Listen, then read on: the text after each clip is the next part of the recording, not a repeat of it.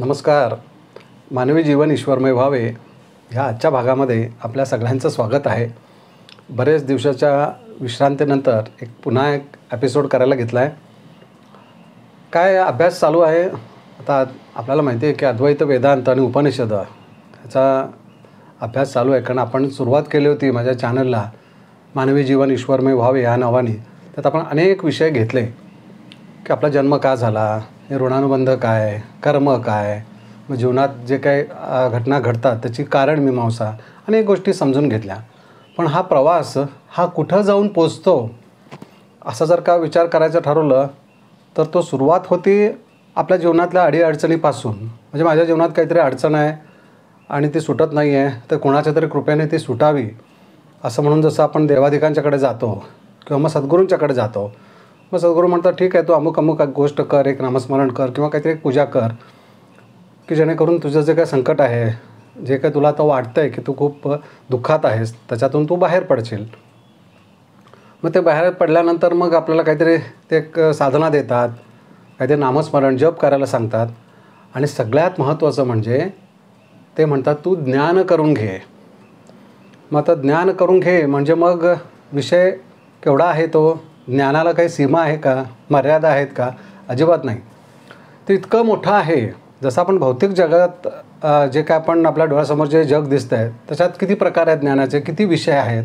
आपण शाळा कॉलेजामध्ये विषय आपण समजून घेतो.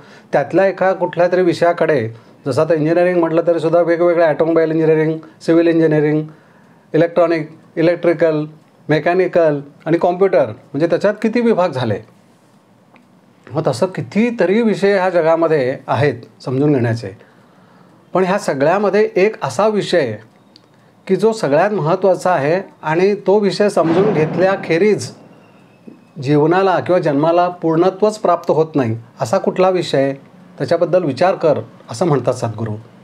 आपण विचार करायला लागतो की नक्की कुठला विषय आहे. इंजिनिअरिंग का, हां मेडिकल सायन्स असेल कारण ते अवघड आहे. नाही मग काय, आणि काय रसायनशास्त्र आहे का. कितीतरी विषय आहेत. त्याच्यातला सगळ्यात महत्त्वाचा परंतु अत्यंत दुर्लक्षित तो विषय म्हणजे स्वतःबद्दलचं ज्ञान. मी कोण आहे हे समजून घेणं. माझा जन्म का झाला आणि मी जीवन जगतो आहे म्हणजे काय, आणि एक दिवशी सगळं हे सोडून जावं लागणार आहे म्हणजे काय, आणि कुठं जावं लागणार आहे, कुठं जाणार आहे. मग सगळं सोडायचं होतं तर मग हे सगळं कशा करता, काय असं समजून घ्यायचं आहे, काय असं ज्ञान आहे की जे सगळ्यात महत्त्वाचं आहे. म्हणून सद्गुरू म्हणाले की सगळ्यात महत्त्वाचं ज्ञान म्हणजे तुझ्या अस्तित्वाचं कारण, तू नक्की कोण आहेस हे समजून घे. हे जोपर्यंत तुला कळणार नाही तोपर्यंत भौतिक जगातलं सगळी ज्ञानं, जेवढी काही विद्यापीठं आहेत त्या सगळ्याचं जरी तुला सर्टिफिकेट मिळालं तरीसुद्धा त्याच्यातनं पूर्णत्व प्राप्त होणार नाही. पूर्णत्व फक्त स्वतःच्या अस्तित्वाच्या कारणात, स्वतःच्या खऱ्या ओळखीतच आहे. म्हणजे आता स्वतःची खरी ओळख करून घ्यायची आहे, तो सगळ्यात महत्त्वाचा विषय आहे. मग माझी ओळख असं जर का आपण आता नाव शीर्षक दिलं ह्या एपिसोडला, आपली स्वतःची ओळख. मग आता आपली ओळख म्हटलं की आपण बेसिकली सद्गुरू म्हणतात की सगळे तुम्ही अज्ञानाने जगताय. आपण लगेच अज्ञानाने जगतो म्हणजे काय, माझ्याकडे डिग्री आहे, मी जॉब करतो किंवा मी व्यवसाय करतो, मी पैसा कमावतो, सगळं आपण बोलायला तयार होतो. परंतु अज्ञान अशा दृष्टीनं स्वतःच्या अस्तित्वाविषयीचं अज्ञान, मी अस्तित्वातच का आहे ह्याच्याबद्दलचं अज्ञान. मी आता जीवन जगतो आहे म्हणून मी जगात जे काय मला पाहिजे वाटतं आहे त्याच्याबद्दलचं मी ज्ञान करून घेतो. परंतु मी का आहे आणि मी कोण आहे ह्याच्याबद्दलचं जे ज्ञान आहे ना, ते खरं ज्ञान. म्हणून जसं ह्याला ही माया म्हटलेलं आहे सगळ्या जगाला. आणि त्या माया जगामध्ये दोन प्रकारच्या आहेत, एक विद्यामाया आणि एक अविद्यामाया. अविद्यामाया म्हणजे भौतिक जगतातील सगळे विषय, ते मिळवण्याचा आपला प्रयत्न चालूच असतो. आणि शेवटी प्रत्येकाला क्रमप्राप्त निश्चित कायमस्वरूपी म्हणजे हे सगळं सोडावं लागतं. मग विद्यामाया म्हणजे काय, तर स्वतःच्या अस्तित्वाचं कारण आणि स्वतःच्या अस्तित्वाविषयीचं ज्ञान. तिकडंच आपला प्रवास चालू आहे. आपण ह्याच्या अगोदरचे अनेक एपिसोड आपण ऐकलेत की विषय हाच आहे. पण तू स्वतः कोण आहे हे जोपर्यंत समजत नाही, त्या विषयाला जोपर्यंत आपण स्थिर राहत नाही, त्याचं जोपर्यंत ज्ञान होत नाही तोपर्यंत अपूर्णत्व आहे. मग आता अपूर्णातून पूर्णत्वाकडे आपल्याला जायचं आहे. मग त्याच्याकरता कशाची गरज आहे? तर स्वतः कोण आहे, स्वतःच्या ओळखीची गरज आहे असं सद्गुरू म्हणतात. मग आता आपण जी काही ओळख आपल्याला असती किंवा आपण इतरांना देतो, आपल्याला आपली कशी ओळख असते? हे काय, मी दिसतो ना, माझं अमुक अमुक नाव, माझं नाव प्रशांत गोखले, मी सांगून मोकळा होतो. आणि तीच ओळख इतरांनाही असते. पण सद्गुरू म्हणतात ती जी ओळख आहे, ती जी तुम्ही सांगताय, ती तुमच्या देहाची सांगताय. देह काय आहे? देह हा नश्वर आहे. तो हळूहळू रोज त्याच्यात बदल होतोय. तो जन्माला आल्यापासून तो हळूहळू हळूहळू वार्धक्याकडे, म्हणजे बाल्य, तारुण्य आणि वार्धक्य 3 अवस्था आहेत आपल्याला माहिती आहे. बाल्य अवस्थेतून आपण तारुण्याकडे आलो, तारुण्याकडून आता पुढं वार्धक्याकडे, म्हणजे बदल होणाऱ्या देहाची आपण ओळख सांगतोय. मग ती ओळख खरी का आणि कुठली तरी खरी ओळख आहे वेगळी की जी आपल्याला कळलेली नाही आहे? मग जरासा आपण समजून घेतलेले लोक काय म्हणू, नाही नाही, देहात बदल होतोय कारण देह एक दिवशी सोडावा लागणार आहे. मी आतमध्ये मन म्हणून आहे, मी विचार करतो, मी बुद्धिवादी आहे, बुद्धिमान आहे. मग मन, विचार, बुद्धी, त्याला आपण माइंड म्हणतो, त्या माइंडला आपण मी म्हणतो. मग माइंड ही ओळख आहे का आपली? तर माइंडमध्ये सुद्धा चेंजेस चालू आहेत, बदल होत आहेत. लहानपणीचं माइंड म्हणजे त्यावेळेचं आपले विचार क्षमता, बुद्धी, मन, ती अवस्था कायम देहाबरोबर जीवन परत्वे बदलत जाते आहे, ती स्थिर नाही आहे. आता आपली खरी ओळख करून घ्यायची आहे. आपल्याला जी ओळख झालेली असती आपली, ती देह म्हणून झालेली असती. कारण आपल्याला लहानपणी शिकवलं जातं, कोण आहेस तू? मग आपलं नाव सांगतो आपण.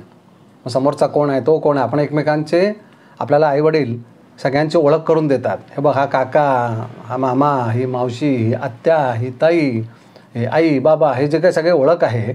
आणि तू कोण आहेस? तर आपण आपलं स्वतःचं नाव सांगतो. म्हणजे ओळख ही देहाचीच असती आणि तीच ओळख घेऊन आपला अंत होतो. सद्गुरू म्हणतात हा दुर्दैवी अंत आहे. तुमची स्वतःची खरी ओळख काय आहे? देह. कुठला देह? लहानपणचा, तारुण्यावस्थेतला का वार्धक्यावस्थेतला? कुठल्या अवस्थेच्या देहाला तुम्ही मी म्हणताय, तो माझा म्हणताय? कारण जो माझा म्हणतोय तो सारखा बदलणारा आहे. मी देहाची जी ओळख करून देतोय, तो देह सारखा बदलतोय, रोज बदलतोय. तो वार्धक्याकडे चालला आहे आणि एके दिवशी देहाचा त्याग करावा लागणार आहे. हे क्रमप्राप्त आहे. मग ओळख मी कुणाची करून देतोय आणि कुणाची करून घ्यायची आहे? सद्गुरू म्हणतात तुझी ओळख करून घे. तू देहाची ओळख करून घेतली आहेस तुझ्या आणि इतरांच्या, आणि तीच खरी मानतोयस. मग आपली खरी ओळख काय आहे? मग वेदांताचा अभ्यास केला पाहिजे, भगवद्गीता समजून घेतली पाहिजे, ज्ञानेश्वरी समजून घेतली पाहिजे. मग ह्या सगळ्या मोठ्या थोर संतांनी जी स्वतःची ओळख करून घेतली आणि ते जे मुक्तावस्थेला गेले, ते सर्वज्ञ झाले, त्यांना जो मोक्ष मिळाला आणि त्यांनी ती अवस्था समजून घेण्यासाठी जो आग्रह धरला, पण आपण ऐकतो का त्यांचं? नाही, मी आपल्या देहालाच मी म्हणणार आणि हे जग खरं मानणार आणि जगणार, आणि एक दिवशी सोडून जावं लागणार आहे. मग ठीक आहे, सोडून जावं लागतं तर लागून दे, पण जोपर्यंत आहे तोपर्यंत तरी त्याचा उपभोग घेऊया. मग ह्याला आपण हुशारी म्हणू का? मग सद्गुरू म्हणतात तुम्ही स्वतःला हुशार म्हणता, पण स्वतःविषयीच अज्ञानी आहात. संपूर्ण जगाचं ज्ञान करून घेताय, फक्त स्वतःचं सोडून. स्वतःच्या अस्तित्वाचं कारण आणि मी कोण आहे ह्याचं ज्ञान करून घेत नाही आणि भौतिक जगाचं सगळं ज्ञान करून घेता. मग स्वतःच्या अस्तित्वाचं कारण नक्की काय आहे? मग आता स्वतःची ओळख करून घ्यायची आहे, तर मी कोण आहे? तर बदलणारा देह का मग आतमध्ये आहेत विचार, मन, बुद्धी, ज्याला इंटेलेक्ट म्हणतो, ज्याला माइंड म्हणतो, मग तो मी आहे का? तो कार्य करतोय, त्याचाच कंट्रोल ह्या देहावर आहे. आपल्याला हे हळूहळू आता आपण विषय समजून घ्यायला लागल्यामुळे कळायला लागतं की प्रभाव कोणाचा आहे विचाराचा मनाचाच ह्या देहावर आहे. कारण शेवटी दुःख यातना ह्या कोणाला होत आहेत? मनालाच होत आहेत. देहाला जरी इजा झाली लागलं तरी दुःख तर कोणाला, यातना कोणाला होतात? आतमध्ये, ज्याला आपण सूक्ष्मदेह असं संबोधतो. म्हणजे प्रवास सूक्ष्मदेहाचा आहे, स्थूलाचा नाही. कारण स्थूल हा बदलणारा आहे. मग आता बदलणाऱ्या स्थूल देहाला मी म्हणायचं का आत असलेल्या सूक्ष्मदेहाला मी म्हणायचं? तो जो मी आतमध्ये आहे सूक्ष्मदेह, त्यालाच काही स्वतःचं कर्म ज्याच्यातून मुक्त व्हायचं आहे किंवा त्याच्याच काही इच्छा वासना ज्या गतजन्मापासून कॅरी फॉरवर्ड झालेल्या आहेत किंवा त्याच्यातून त्याला मुक्त व्हायचं आहे म्हणून ह्या देहाची प्राप्ती झालेली आहे. मग ह्या देह माध्यमातून त्याचे विषय संपवणं आणि स्वतःची ओळख करून घेणं हे सगळ्यात मोठं काम आपल्या हातात आहे. ते आपण समजून घ्यायचं आहे सद्गुरूंच्याकडून. मग आता विचार मन ह्या माध्यमाने आपण जीवन जगतो आहे, विचार करतो आहे आणि स्थूल देहाला आज्ञा देतो आहे म्हणून स्थूल देह कार्य करतो. म्हणजे तो उठून कुठं जायचं आहे म्हटलं तरी सुद्धा आधी मनात विचार यावे लागतात की आता आपल्याला जायचं आहे. जायचं आहे म्हटल्यानंतर पाय उठतात, आपण उठतो आणि पायाने आपण चालायला लागतो किंवा हाताने एखादी वस्तू घेणं हे आपण माइंडनेच कार्य करत असतो. मग आता माइंडला समजून घ्यायचं आहे. माइंड स्वतःला मी म्हणतं आहे. आपली सुरुवातीची ओळख आपण लहानपणी आपल्याला करून दिली ती देह म्हणून करून दिली. मग ते आपण आता समजून घेतलं की देह ही आपली ओळख नाही आहे, कारण ती सगळी बदलणारी गोष्ट आहे. देह हा बदलणारा आहे. म्हणून तो प्रश्न आता निकालात निघाला की देह म्हणजे मी नाही, मग विचार मन म्हणजे सूक्ष्मदेह. मग आता हा सूक्ष्मदेह जो स्वतःला मी म्हणतोय तो का म्हणतोय मी? तोच खरा मी आहे का आणि कोणीतरी मी आहे? मग आपल्याला एवढं आता माहिती असतं की एक बेसिक आध्यात्मिक काही गोष्टी माहिती असलेल्या व्यक्तीला की देहाचा त्याग झाल्यानंतर सूक्ष्मदेह बाहेर पडतो आणि तो जो मी मी मी म्हणणारा असतो तो बाहेर पडतो आणि त्याच्या इच्छा वासना किंवा त्याचे अपूर्ण राहिलेले विषय पूर्ण करण्याकरता पुन्हा त्याला जन्माला यावं लागतं. पुन्हा देह मिळतो, पुन्हा त्या देहा माध्यमातून तो पुन्हा जीवन जगायला लागतो आणि नवीन विषय जे पहिल्या जन्माचे अपूर्ण राहिलेले आणि पुढील जन्मात जे दिसत आहेत त्याचा जो मोह होतो आहे तो पूर्ण करण्याकरता पुन्हा हा जीवनक्रम चालू राहतो. पण ह्या सगळ्या घडामोडीमध्ये स्वतःची ओळख करून घ्यायची राहती. सद्गुरू म्हणतात जोपर्यंत तुमची खरी ओळख तुम्हाला होत नाही तोपर्यंत एक देह त्याचा त्याग, पुन्हा नवीन देह, पुन्हा त्याचा त्याग, असा जन्मोजन्मी हा प्रवास चालू आहे. मन विचार ह्या माध्यमामध्ये बुद्धीमध्ये त्या त्या काळातले त्या त्या युगातले विषय, त्या विषयात विषयाधीन होणं, त्याच्या मोहात पडणं आणि अपूर्ण राहिलेले विषय घेऊन पुन्हा जन्माला येणं हेच चालू आहे. मग जोपर्यंत कोणीतरी आपल्याला आपली स्वतःची ओळख करून देत नाही तोपर्यंत हा प्रवास थांबत नाही. मग आता आपली खरी ओळख काय आहे की आपण स्वतः, आपली जी खरी ओळख आहे ती साक्षी आत्मा ब्रह्म अशी आहे जी कायमस्वरूपी आहेच. म्हणजे त्याचा शोध घ्यायचा नाही आहे. जे नाही त्याच्याबद्दलचं ज्ञान करून घ्यायचं आहे. आता इथं जरासं समजून घ्यायला अवघड पडतं. अद्वैत वेदांताचा विषय एवढा गूढ आहे आणि गूढ म्हटल्यापेक्षा समजला तर एकदम सोपा वाटतो, पण समजूस तोपर्यंत खूप अवघड वाटतं.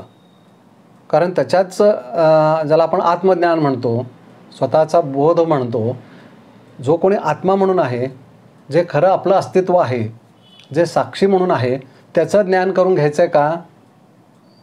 त्याचं ज्ञान म्हणून काय आहे? तो स्वतःचं ज्ञान स्वरूपी आहे. तो आहे म्हणून आपल्याला ह्या देहमाध्यमातून जगाचं ज्ञान होतं आहे. मग त्याला समजून घ्यायचं म्हणजे काय? तर त्याला समजून घेण्यासारखं काहीच नाही आहे. जे नाही आहे ते समजून घ्यायचं आहे. मी देह नाही हे समजून घ्यायचं आहे. मी मन नाही हे समजून घ्यायचं आहे. मी विचार नाही हे समजून घ्यायचं आहे. हे जे जग दिसतंय हे स्वप्नवत निर्माण झालेलं आहे. आपण अनुभवणारे आहोत म्हणून ते अनुभवात आहे. विषयात इंटरेस्ट असणाऱ्यांना समजून घ्यायला खूप आहे ह्याच्यामध्ये, अद्वैत वेदांत आणि उपनिषदामध्ये. आपण अनुभवतोय म्हणून ते अनुभवात आहे असं विश्लेषण आहे. प्रत्यक्षात ते आहे का? प्रत्यक्षात कोण सत्य आहे? ब्रह्म एकच सत्य आहे. म्हणजे आपण अनुभवणारे साक्षी तो एकच सत्य आहे. बाकी सगळं हे जे काय जग आहे, हा जो देह आहे, विचार, मन, बुद्धी, हे तात्पुरतं निर्माण झालेलं आहे. म्हणजे समुद्रात लाट, वेगवेगळ्या लाटा, त्याच्यावर आलेले बुडबुडे, त्याच्यावरचा फेस, त्याच्यात सगळ्यात तो पाण्याचाच अंश आहे. म्हणजे पाणी हेच प्रधान आहे त्याच्यामध्ये. त्याला इजनेस म्हटलेलं आहे, एक्झिस्टन्स म्हटलेलं आहे. त्या पाण्यामधूनच हे सगळं निर्माण झालेलं आहे. तसं ब्रह्म ह्या अवस्थेतूनच ह्या जगाची निर्मिती आहे, आपल्या देहाची निर्मिती आहे. आपण सगळेजणं मूळ ब्रह्मस्वरूपच आहोत. परंतु नामरूप व्यवहार म्हणून हे सगळं जग आपल्याला भिन्न भासतं आहे. वन अपियर ॲज मेनी म्हटलेलं आहे. एकच आहे परंतु वेगवेगळं भासतं आहे. कारण प्रकृतीला, त्याला आपण ईश्वर म्हटलेलं आहे, की त्यांनी मायेच्या माध्यमातून ह्या जगाची निर्मिती केली. ते ब्रह्म ह्या अवस्थेशिवाय निर्माण होईल का? अजिबात नाही. ब्रह्म ह्या अवस्थेशिवाय त्याला अस्तित्व असेल का? नाही. कारण अस्तित्व म्हणून जे काही आहे ते फक्त ब्रह्म आहे. ब्रह्म म्हणजेच आपण सगळे. म्हणजे मी वेगळा, तुम्ही वेगळा असं वेगवेगळं नाही आहे. जो जीव आहे तोच ब्रह्म आहे. कारण ब्रह्म ह्या अवस्थेतूनच जीव आहे म्हणून तो जगतोय. फक्त त्या जीवाला ज्ञान करून घ्यायचं आहे आपल्या खऱ्या अस्तित्वाचं. आपली जी ओळख आहे ज्या देहाची, आपण देहाला मी म्हणतो, मग नंतर कळायला लागतं की देह हा सोडून जावा लागणार आहे. मग विचार मन हा मी म्हणतो आणि तो विचार मन पुन्हा पुन्हा देह प्राप्ती करता पुन्हा पुन्हा जन्माला येतो. त्याला देह मिळतो, पुन्हा जगतो, पुन्हा काही अपेक्षा. परंतु हे सगळं काय चालू आहे? कुणी निर्माण केलं आहे? कोण अनुभवतं आहे? माझी खरी ओळख काय आहे? तर माझी खरी ओळख ही फक्त साक्षी आहे. मी अनुभवतो आहे. मी ह्या देह माध्यमातून ह्या जगाचा अनुभव घेतो आहे. माझी ओळख देह आहे का? नाही. मी देहातल्या कुठल्या गोष्टीला मी म्हणतो आहे. आता ह्याच्या अगोदरच्या एपिसोडमध्ये तो विषय सांगितला म्हणून तोच पुन्हा सांगत नाही की देहात एवढे आपले अवयव आहेत. तेवढ्या अवयवापैकी कुठल्या अवयवाला मी म्हणतो आहे? नाही. मग विचार मन, बुद्धी, कल्पना, भावना ह्यापैकी कोण मी? तेही सांगता येत नाही. पण मी आहे म्हणतो. आणि तो जो मी आहे, मी करणार आहे, तो अहंकार आहे. तो नकळत निर्माण होतो. कारण त्याला स्वतःच्या अस्तित्वाची जाणीव नाही, त्याला स्वतःच्या अस्तित्वाचं ज्ञान नाही. म्हणून ज्यावेळेला त्याला स्वतःच्या अस्तित्वाचं कारण आणि स्वतः कोण आहे याचं ज्ञान होईल, त्या क्षणी तो अहंकार नाहीसा होतो. तो म्हणतो सगळे आपण एकच आहोत. मी कुठला आला? मी म्हणजे तो एकच आहे, ब्रह्म, आत्मा. तो सर्वव्याप्त आहे. आणि हे तात्पुरतं निर्माण झालेलं हा एक जग आहे जे आज आहे उद्या नाही. जसं आपल्या शरीरामध्ये पेशी जन्माला येतात, मरतात, जन्माला येतात. असंख्य जीव विश्वामध्ये. आपण विज्ञानाचा अभ्यासक असतो. आपल्याला विज्ञान माहिती आहे किती वेगवेगळे जीव ज्याचं आयुष्य एकाच दिवसाचं असतं, काही तासाचं पण असतं. पावसाळ्यामध्ये येतात बारीक किडे, म्हणजे पावसाचे किडे म्हणतो आपण त्याला. त्याचं आयुष्य किती? तास 2 तास, संपलं. जन्माला येतात, जीवन जगतात आणि मरून जातात. असं हे सगळं, ही रचना ह्या ब्रह्मांडाची, ह्या सृष्टीची किती अपूर्व आहे. आणि ते अनुभवतोय आपण. तो अनुभवणारा कोण आहे? तोच साक्षी आहे. आता जीवनात दुःख आहे. मग दुःखाचं कारण काय आहे? अज्ञान. अज्ञान म्हणजे काय? मी ह्या देहाला मी म्हणतोय. मी म्हणून जो अहंकार आहे तोच दुःखाचं कारण आहे. मला हे पाहिजे, माझी अशी आवड आहे, मी करतो. ब्रह्म मी करतो का? नाही करत. तो म्हणतो मला काहीच नको आहे, सगळं मीच आहे. हे आपल्याला समजायला पाहिजे. मग सद्गुरूंचा प्रयत्न हा असतो की तू हे समजून घे की तू स्वतः कोण आहेस. आंतरिक अवस्थेमध्ये तू आणि मी याच्यात भिन्नत्वच नाही आहे. आपण सगळे एकच आहोत. म्हणजे आता आपल्या लक्षात आलं की आपल्याला जी ओळख करून घ्यायची आहे ती या देहाची नसून आपल्या आंतरिक अवस्थेची. आतमध्ये जो अस्तित्व म्हणून आहे, जो साक्षी म्हणून आहे, जो आत्मा म्हणून आहे, जो ब्रह्म म्हणून आहे, त्याची ओळख करून घ्यायची आहे. आणि त्याची एकदा ओळख झाली की त्यालाच मोक्ष म्हटलेलं आहे. कारण तिथं अहंकार संपुष्टात येतो. मी म्हणजे देह नाही आहे, हा देह मला त्या परमेश्वराने प्राप्त करून दिलेला आहे. आणि काहीतरी आपले विषय राहिले होते गतजन्माचे, ते पूर्ण करायचे आहेत. ऋणानुबंध आहे. आपण ज्यांच्या वंशात जन्माला आलो आहे, आपण ज्यांच्या घराण्यात जन्माला आलो आहे, आपल्या पोटी जी कोणी आपले अपत्य आहे, त्या सगळ्यांचा ऋणानुबंध आहे. तो नीटनेटका करायचा आहे, तो संपवायचा आहे आणि स्वतःच्या अस्तित्वाचं ज्ञान करून घ्यायचं आहे. तर मग तो ईश्वर कोण समजेल, विश्वविधाता कोण समजेल आणि ब्रह्म काय हे समजेल. मग शिल्लक काय राहणार पुढील जन्मात? पुढील जन्मासाठी काहीच नाही, गरजच नाही. मग परत पुन्हा जन्म आहे की नाही? आहे की. जो ज्ञान करून घेतो स्वतःच्या अस्तित्वाचं, तो ज्ञान करून देण्याकरता परमेश्वर त्याला जन्माला घालतो. की इतर लोक आहेत, त्यांना अजून स्वतःच्या अस्तित्वाचं ज्ञान नाही आहे, त्यांना जागा करण्याकरता, त्यांना ज्ञानी करण्याकरता तो परमेश्वर पुन्हा त्या जीवाला जन्माला घालतो. असा हा खेळ चालू आहे. हा आपल्याला समजला पाहिजे. आपण नुसतं रडत असतो आयुष्यभर, मला हे मिळालं नाही, ते मिळालं नाही, मी दुःखी आहे, मला हे लोक त्रास देतात, हा किती वाईट आहे, तो किती वाईट आहे. त्याची काही गरज आहे का? हे फक्त अज्ञानामुळे घडतं आहे. आपली खरी ओळख काय आहे हे न कळल्यामुळे घडतं आहे. ते सांगण्याकरताच सद्गुरू असतात. मग सद्गुरूंना शरण जाणं ह्याच्या मागचं कारण काय? आपणासारखे करीती तात्काळ, ते आपणासारखे करून घ्यायला तयार आहेत, पण मीच तयार नाही आहे. मी म्हणतो मला हे सगळं भौतिक जग खरं वाटतं आणि मी त्याच्यातच अडकणार आहे. त्यांना त्यावेळेला वाईट वाटतं. ते म्हणतात, अरे तुला मूळ अवस्था काय हे सांगण्याकरता मी आलो आहे, तर तू ये, साधना कर, जे काय दोष ऋणानुबंध आणले त्याच्यातून मुक्त हो, मग तू आतमध्ये खरा कोण आहेस हे तुला कळेल.